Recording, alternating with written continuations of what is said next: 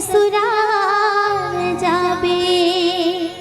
ये संस्कार अपन बेटी मला देना है मैया और कहना है का जा जाना मोर दुलोरी जाते ससुराल जाबे। जा जाना मोर दुलोरी जाते ससुराल जाबे। भोला सही पाके पतीला भोला सही पाके पतीला सुघर जिंदगी बिताबे। जा जाना मोर दुलोरी जाते ससुराल जाबे। जा जाना मोर दुलोरी जाते ससुराल जाबे।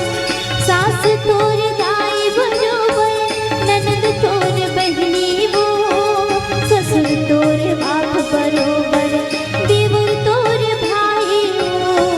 सास तोर दाई बरोबर ननद तोर बहनी वो ससुर तोर बाप बरोबर देवर तोर भाई वो।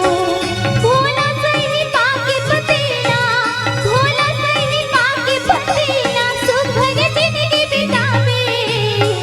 जा जाना मोर दुलोरी जाते ससुराल जाबे। जा जाना मोर दुलोरी जाते ससुराल जाबे। जा जाना मोर दुलोरी जाते ससुराल जाबे।